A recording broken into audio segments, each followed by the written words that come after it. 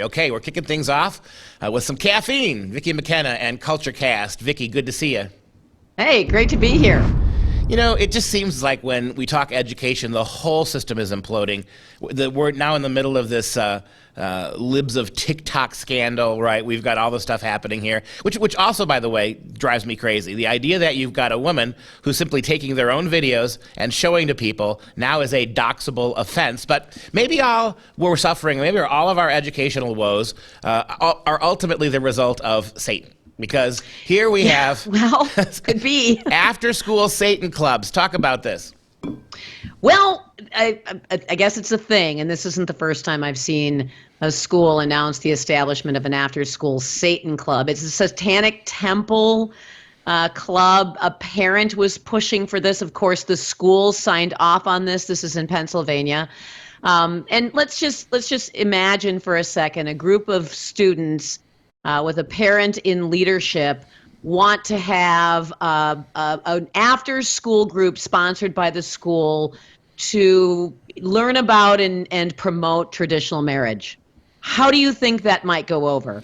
Or how about a group of kids who wanted to have a school-sponsored rosary club? You think that would go over well? And of course, the answer is, of course, it would not. This is the only type of tolerance we are expected to have is tolerance for things that tear down Judeo-Christian principles.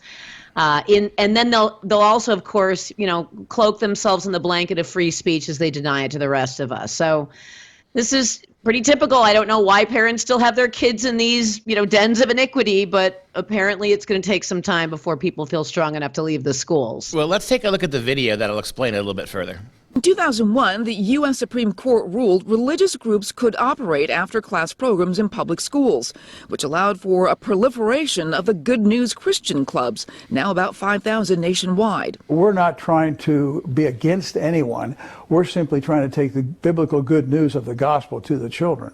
As a counterbalance, the Satanic Temple said it intends to open more clubs in schools where the Christian clubs are meeting. What's your objection to the Good News clubs? Well, the Good News clubs, we felt, were particularly troublesome in the way that they do explicitly try to indoctrinate children. They do try to prepare the children to proselytize to others. The Satanic Temple says it is really an atheist organization. Despite this statue depicting its leader, followers don't believe in spiritual evil or the devil, who the Bible warns is a master of lies and deception. They're doing the work of Satan, whether they want to acknowledge it or not, because this is what Satan would do. Satan, the term itself, means evil, and this is not the influence you want to bring upon your children. Yeah, and one of the things I want to start with, Vicki, is... How is it, by the way, that Satanists always say, we're Satanists? Well, not really. But that's what I was going to get. We're not really Satanists. We call ourselves Satanists. We say, hail Satan. We worship Satan, but then... but not really. Yeah, and that's where I was going with this. I mean, on the one hand, they're getting their Christmas statues of Satan all over the place at Christmas time because they call themselves a religion.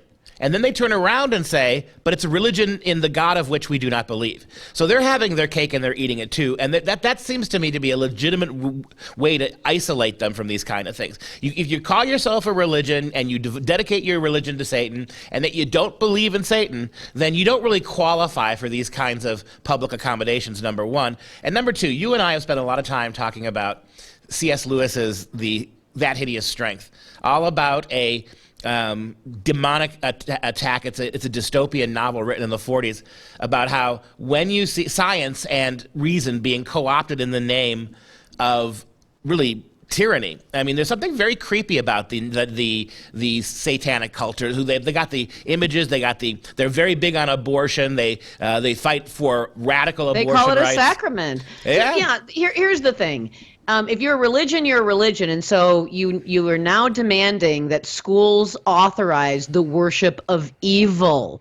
Now, you can call it whatever you like, but when you are declaring that abortion is a sacrament, that's evil, and that's what these schools are signing off on.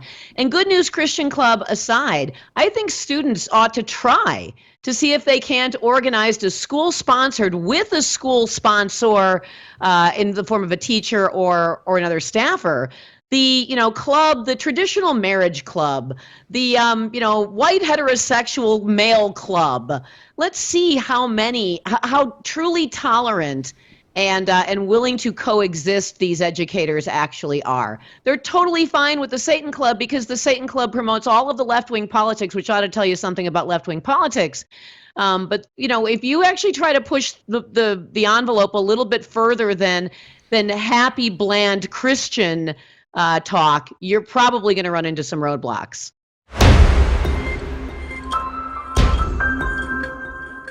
All right, back with Vicki McKenna for Culture Cast. Vicki, I want to continue this conversation. I mentioned That Hideous Strength. It's all about a satanic plot under the guise of science to take over the world for Satan. It's really a great read if you have a chance to find it. Read the book. But we go back to this talk about Satanism. They keep marketing themselves as a religion when it's comfortable for them or effective for them, as a kind of belief system when they need to use that trump card. But when you push them a little further, they keep insisting they're just a humanist organization. It's just a humanist. We're just atheists. Well, no, except that you have the idols and you're making the sacrifices. And you, again, I mean, the idea that this is being tolerated, by the way, it's being tolerated in order to promote the worship of evil to elementary school kids. Remember, this school we're talking about is an elementary school that wants to set up a Satan club, but it's not really about Satan. We're just calling it, Satanism. And it's at an elementary school. This idea that it's just the same as anything else. And it's just a counter to Christianity, or it's just, it's just a club. You don't have to join it if you don't want to. Except that, again, I'm going to go back to this. If kids wanted to form a rosary club or a Eucharist club or a traditional marriage club or a respect for, white heterosexual male club, you have to find teacher sponsors for this. And, that would be harder to do, I think, than finding someone who is willing to just simply turn and look the other way to a club about Satanism. You're basically trying to create the conditions where only one side can claim that they have any authority to speak freely. The rest of us are supposed to just shut up. And that's what this guy is essentially saying. The problematic Christian club at the school, because they're actually talking about Christianity. And that's the only side that's being really presented, is that, well, they're talking about Christianity, therefore we should be able to have a Satan club. And I think you hit on something really important. This would be like having an Islamic club after school, and then somebody coming down the road saying, we don't like Muslims, right? This is an anti-Muslim club. We don't like Muslim club. Exactly. Because Satan is the animus, the adversary of God in both the Old and New Testament. So when you create a Satan club, which you then turn around and say isn't really about Satan, you're using biblical language to tell people that the Bible has no usage. It's so convoluted that it's almost something that would be, demonic in its origins.